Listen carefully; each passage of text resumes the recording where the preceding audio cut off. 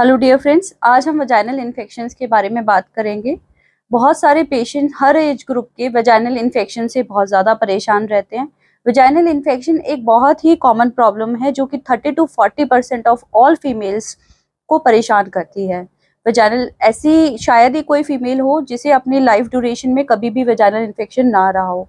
तो हमारे मन में कई सवाल उठते हैं, आखिर ये वजाइनल इन्फेक्शन हमें क्यों होते हैं, क्या रीजंस होते हैं कि ये इन्फेक्शन किसी किसी पेशेंट्स को बहुत बारी बारी होते हैं, क्या कुछ हम प्रिकॉशंस ले सकते हैं, क्या कुछ प्रिवेंशन हो सकते हैं, क्या इसका ट्रीटमेंट है, क्या हम ऐसा करें जिससे हमें ये इन्फेक्शंस बारी बारी ना हो। आज के इस वीडियो में हम इन्हीं सारे एस्पेक्ट्स पे बात करेंगे। आप मेरे वीडियो को लास्ट तक देखिए एंड इस चैनल को लाइक एंड सब्सक्राइब जरूर करिए। सबसे पहले हम बात करेंगे कि वजाइनल इन्फेक्शंस क्यों होते हैं, क्या रीजन है वजाइनल इन्फेक्शंस होने का। तो सबसे इम्पॉर्टेंट और मोस्ट कॉमन रीजन होता है सेक्सुअल एक्टिविटी। जी हाँ, इंटरकोर्स। इंटरकोर्स की वजह से जो बाहर बैक्टीरिया रहते हैं, जो स्किन के बैक्टीरिया रहते हैं या फिर जो पेनिस पे बैक्टीरिया रहते हैं, वो वजाइना के अंदर चले जाते हैं। और अगर हमारी इम्यूनिटी लो है तो वो बैक्टीरिया वहाँ पे ग्रो करते हैं और जिसकी वजह से इन्फेक्शन होता है। ये बहुत ही कॉमन रीजन रहता है सेक्सुअल एक्टिविटी, क्योंकि ज़्यादातर देखा गया है जो लोग सेक्सुअली एक्टिव नहीं होते उनके इन्फेक्शंस नहीं होते या बहुत रेयर होते हैं, लेकिन जब फीमेल सेक्सुअली एक्टिव होती हैं तभी से इन्फेक्शंस होने स्टार्ट हो जाते हैं। सेकेंड रीजन रहता है, अगर सपोज आपकी कोई प्रोसीजर हुआ है, जैसे डीएनसी हुई है या आपने खुद ही एमटीपी किट्स खाई हैं, आपका अबॉर्शन हुआ है या आपकी डिलीवरी हुई है, या आपने कई बार कोई प्रोसीजर कराया हुआ है जैसे कॉपर लगवाई है, एचएसजी है जो ट्यूब चेक करने की एक प्रोसीजर होता है, या फिर आपने हिस्ट्रोस्कोपी कराई है, कोई भी आपने प्रोसीजर अगर कराया है नीचे जिसमें वजाइना के थ्रू अंदर इंस्ट्रूमेंट गए हैं, तो उससे इन्फेक्शन होने का रिस्क रहता है। अदर रीजन रहता है, कई बार पेशेंट्स जो होते हैं कई बार एंटीबायोटिक बहुत ज्यादा खा रहे होते हैं। एंटीबायोटिक सपोज थ्रोट इन्फेक्शन के लिए, यूरिन इन्फेक्शन के लिए, तो एंटीबायोटिक क्या करती हैं, वो वजाइनल जो हमारे अंदर फ्लोरा रहता है, मतलब हमारे कुछ बैक्टीरिया होते हैं, गुड बैक्टीरिया बोलते हैं जिन्हें हम, हर बॉडी पार्ट पे गुड बैक्टीरिया होते हैं, उसी तरह से वजाइना में भी गुड बैक्टीरिया होते हैं। अगर हम ज्यादा एंटीबायोटिक खाते हैं तो वो गुड बैक्टीरिया मर जाते हैं, जिसकी वजह से जो हार्मफुल बैक्टीरिया होते हैं, जो इन्फेक्शन करने वाले बैक्टीरिया होते हैं, उनकी ग्रोथ ज्यादा हो जाती है। अदर रीजन रहता है कि किसी के अगर सपोज बहुत ही ज्यादा हैवी पीरियड्स आते हैं तो लंबे समय तक ब्लीडिंग चलती है, तो उस करके वजाइना का पीएच चेंज हो जाता है। जब वजाइना का पीएच चेंज होता है तो उससे उसके हेल्दी गुड बैक्टीरिया कम हो जाते हैं और फिर से वही हार्मफुल बैक्टीरिया बढ़ जाते हैं। कुछ लोग टैम्पून्स यूज करते हैं, और अगर आपने टैम्पून यूज करते हो और आप बहुत देर तक उसको अंदर ही रखते हो, यानी कि फ्रीक्वेंट चेंजेस नहीं करते, जो कि रिकमेंडेड है 4 से 6 घंटे, तो उस केस में भी वजाइनल इन्फेक्शन ज्यादा होता है।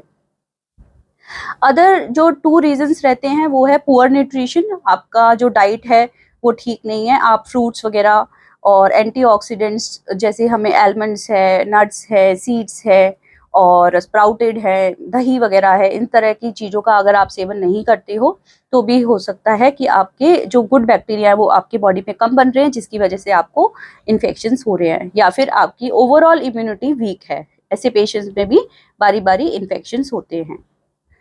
अभी तक हमने देखा कि क्या रीजंस रहते हैं वजाइनल इन्फेक्शन की। अब हम जानेंगे कौन से ऑर्गेनिजम्स होते हैं जो कॉमनली वजाइनल इन्फेक्शंस करते हैं।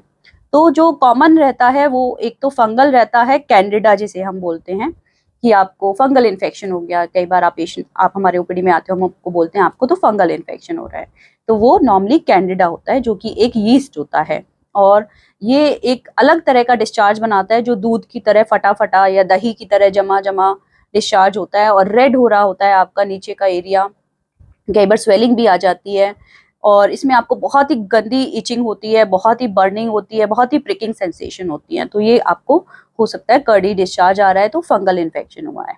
नेक्स्ट होता है ट्राइकोमोनियल इन्फेक्शन। ट्राइकोमोनियल इन्फेक्शन की पहचान होती है कि उसमें ग्रीन कलर का फ्रोदी डिस्चार्ज, मतलब झाग वाला डिस्चार्ज आता है, जो कि कई बार आप लोग डिस्क्राइब करते हो येलो कलर का डिस्चार्ज आ रहा है, और साथ में इचिंग होती है, सेम आपको प्रिकिंग सेंसेशन होती है, इरिटेशन होती है, इस तरह की प्रॉब्लम होती है। थर्ड होता है बैक्टीरियल वेजिनोसिस। इसमें आपको दूध की तरह व्हाइट कलर का डिस्चार्ज आता है, क्रीमी मिल्की व्हाइट डिस्चार्ज आता है और बहुत गंदी स्मेल आती है।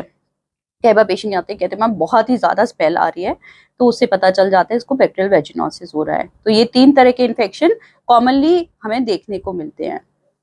नेक्स्ट आता है कि हम इन चीज़ों का डायग्नोसिस कैसे करें। तो पेशेंट जब ओपीडी में आता है, उसके सिम्पटम्स जैसे वो बता रहा होता है डिस्चार्ज हो रहा है और इचिंग हो रही है, तो इससे ये पता चल जाता है कि उसको वजाइनल इन्फेक्शन है। लेकिन कौन सा इन्फेक्शन है, ये जब तक नहीं पता चलता जब तक हम उसका इंटरनल एग्जामिनेशन ना करें उसकी वजाइना का। तो इंटरनल चेकअप आपके गायनेकोलॉजिस्ट से ज़रूरी होता है। उसमें जब हम चेक करते हैं तो हमें पता चल जाता है किस कलर का डिस्चार्ज है, उसका क्या नेचर है, जिससे कि हमें तीनों में डिफरेंशिएट करना आसान होता है, कैंडिडा, ट्राइकोमोनिया और बैक्टीरियल वेजिनोसिस। तो सिर्फ देखने भर से हमें पता चल जाता है आपको किस टाइप का इन्फेक्शन है। कई बार मिक्स्ड इन्फेक्शन भी होता है जिसमें कर्डी डिस्चार्ज भी आ रहा होता है और साथ में ग्रीन कलर का फ्रोदी डिस्चार्ज आता है, मिक्स्ड इन्फेक्शन भी होता है। तो इसलिए एग्जामिनेशन बहुत ज़्यादा ज़रूरी है। कई बार पेशेंट पूछते हैं मैम आप इसका कोई स्पेशल टेस्ट कर लो, कोई ब्लड टेस्ट कर लो, नीचे से कोई और टेस्ट कर लो, आप कुछ भी कर लो, हमें ठीक कर दो। तो ये इंटरनल एग्जामिनेशन से 90% केसेस में हमें पता चल जाता है कि कौन से टाइप का इन्फेक्शन है। बहुत ही रेयरली होता है कि हम आपको ट्रीटमेंट दे रहे हैं, एंटीबायोटिक दे रहे हैं और आपको उसका इफेक्ट नहीं आ रहा। In that case culture swab stick हम टेस्ट कर सकते हैं, बट बहुत ज़्यादा केसेस में वो हेल्पफुल नहीं होता।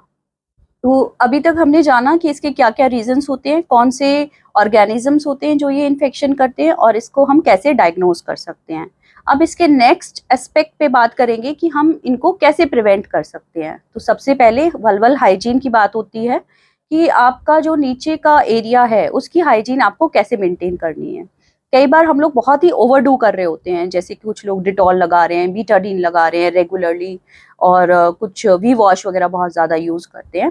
तो ये सारी चीज़ ही आपके नीचे के जो गुड बैक्टीरिया होती हैं उसके लिए हार्मफुल होती हैं। तो कोई भी गायनेकोलॉजिस्ट आपको रिकमेंड नहीं करती कि आप नीचे के जो एरिया है उसको डिटॉल से वॉश करो या बीटाडीन लगाओ या कोई भी एंटीसेप्टिक या सोप लगाओ। तो उससे आपके सारे हेल्दी बैक्टीरिया खत्म होंगे और आपको बार-बार इन्फेक्शन की टेंडेंसी रहेगी। तो ये सारी चीज़ें नहीं यूज़ करनी। फिर बात आती है अगर ये नहीं यूज़ करनी तो कैसे अपनी हाइजीन मेंटेन करनी है।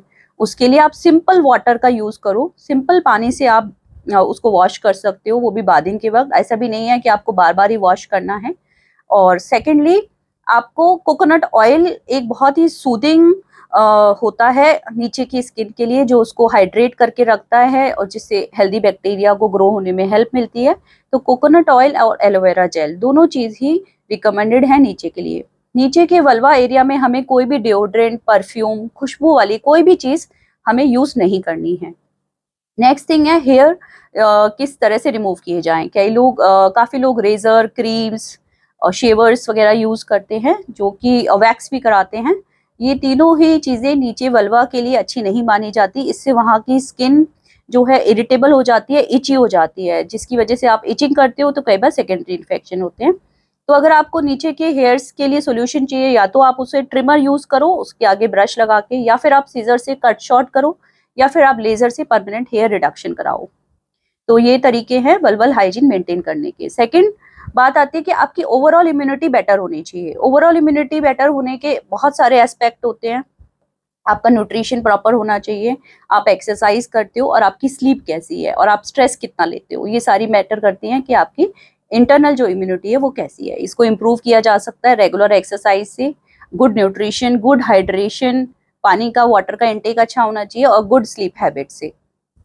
अभी हमने जाना कि इस तरह के इन्फेक्शंस को, वजाइनल इन्फेक्शंस को कैसे प्रिवेंट करते हैं। अभी क्या प्रिकॉशंस लें कि ये इन्फेक्शन ना हो। सपोज आपकी डीएनसी होती है, डिलीवरी होती है, सिजेरियन होता है या फिर आपकी कोई हिस्ट्रोस्कोपी हो रही है, कोई भी प्रोसीजर हो रहा है, तो उसके बाद जो भी एंटीबायोटिक का कोर्स डॉक्टर देते हैं उसको आप पूरा करिए। सेकेंडली, जब भी इंटरकोर्स होता है, ये रिकमेंडेड है कि इंटरकोर्स के बाद आप जाके एक बार अपने प्राइवेट पार्ट को वॉश कर लीजिए। इससे इन्फेक्शंस के चांसेस काफ़ी हद तक कम हो जाते हैं। नेक्स्ट, अगर आप टैम्पून यूज़ करते हैं तो उसको फ्रीक्वेंट 4 टू 6 आवर्स का इंटरवल रहता है, उसमें आप ज़रूर से चेंज करिए। फोर्थ, आपकी जो पैंटी होती हैं वो लाइट कलर की होनी चाहिए, कॉटन की होनी चाहिए और जब आप वॉश करते हो इस चीज़ का ध्यान रखें कि वो उसमें कोई डिटर्जेंट या सोप वगैरह ना रहे जो कि इरिटेंट का काम करता है। और इसके अलावा जो आप ध्यान रख सकते हो ये है कि आप रूटीन में आप कोकोनट ऑयल वगैरह लगाइए जिससे कि वहाँ की स्किन हाइड्रेट रहे और आपको कोई इरिटेशन नहीं हो। अब जैसे इरिटेशन होती है जिसकी वजह से आप इचिंग करते हो, कई बार इचिंग से भी इन्फेक्शंस होते हैं। अब बात आती है ट्रीटमेंट की। अगर आपको इन्फेक्शन हो गया है तो आपको अपने गायनेकोलॉजिस्ट को दिखाना है, सेल्फ ट्रीटमेंट नहीं करना। ये वीडियो आपकी सिर्फ जानकारी के लिए बनाया गया है, सेल्फ ट्रीटमेंट प्लीज इसको देख के ना करें। जब भी आप आपके गायनेकोलॉजिस्ट के पास जाते हो तो वो आपको वजाइनल पेस्ट्रीज देते हैं लोकल ट्रीटमेंट के लिए। कई बार साथ में एडिड ओरल एंटीबायोटिक भी देते हैं, उसके साथ प्रोबायोटिक भी देते हैं। तो वो सारा ट्रीटमेंट रहता है डिपेंडिंग ऑन कि आपका क्या इन्फेक्शन है। आपको अगर कैंडिडा है तो आपको एंटी फंगल मेडिसिन दी जाती है। आपको अगर ट्राइकोमोनियल है तो उसके हिसाब से मेडिसिन दी जाती है। अगर आपको बैक्टीरियल वेजिनोसिस है तो उसके हिसाब से मेडिसिन दी जाती है। सेकेंड थिंग, आपके पार्टनर का ट्रीटमेंट जरूर आप कराइए, उस वो बहुत इंपॉर्टेंट है। एक चेन ऑफ इन्फेक्शन होता है, जो अगर आपको इन्फेक्शन है तो आपसे आपके पार्टनर्स को जरूर बैक्टीरिया जाते हैं। और सपोज आपने अपना पूरा ट्रीटमेंट कर लिया, फिर से आप रिलेशन बनाते हो तो वो बैक्टीरिया आपको वापस आ सकते हैं। इसलिए वो चेन ब्रेक करने के लिए पार्टनर का ट्रीटमेंट जरूरी है। इवन अगर पार्टनर को कोई सिम्टम नहीं है, कोई प्रॉब्लम नहीं है, तो भी पार्टनर का ट्रीटमेंट इंपॉर्टेंट है। ये एक बहुत ही स्पेशल पॉइंट है जिसे आपने ध्यान रखना है। नेक्स्ट चीज, आपको एंटीबायोटिक के साथ एंटी एलर्जिक मेडिसिन भी दी जाती है ताकि आपकी इचिंग वगैरह रिलीव हो जाए। सपोज कोई पेशेंट है जिसको बारी बारी इन्फेक्शन हो रहा है, तो उस केसेस में बहुत स्पेशली ये फंगल इन्फेक्शन में होता है, कैंडिडा में कई बार वो बहुत रेजिस्टेंट इन्फेक्शन होते हैं जिसमें हमें 3 to 6 मंथ का ट्रीटमेंट देना पड़ता है। नॉर्मली ये ट्रीटमेंट 7 to 10 डेज का होता है, लेकिन रेजिस्टेंट और रिकरेंट केसेस में इस ट्रीटमेंट को 6 to 9 मंथ होता है। थर्ड पॉइंट ये है कि आपका कोर्स करने के बाद एंटीबायोटिक का आप एक बार जरूर जाके फॉलोअप में चेक कराओ कि आपका इन्फेक्शन पूरी तरह ठीक हुआ है या नहीं हुआ। अगर इन्फेक्शन आधा ठीक हुआ है तो थोड़े दिन बाद आपको फिर से परेशानी होगी। इसलिए अपना ट्रीटमेंट कोर्स पूरा करना इंपॉर्टेंट है अगर आप बार बार इन्फेक्शन जैसे नहीं होना चाहते हो। Thank you dear friends, I hope आपको ये वेजाइनल इन्फेक्शन पे ये जो जानकारी मैंने आपसे शेयर की है वो आपको उपयोगी लगी होगी। कमेंट सेक्शन में जाके ये बात हमें बताएं आपको हमारा ये वीडियो कैसा लगा, और इससे रिलेटेड जो भी क्वेरीज हैं वो भी आप कमेंट सेक्शन में लिख सकते हैं। Thank you so much.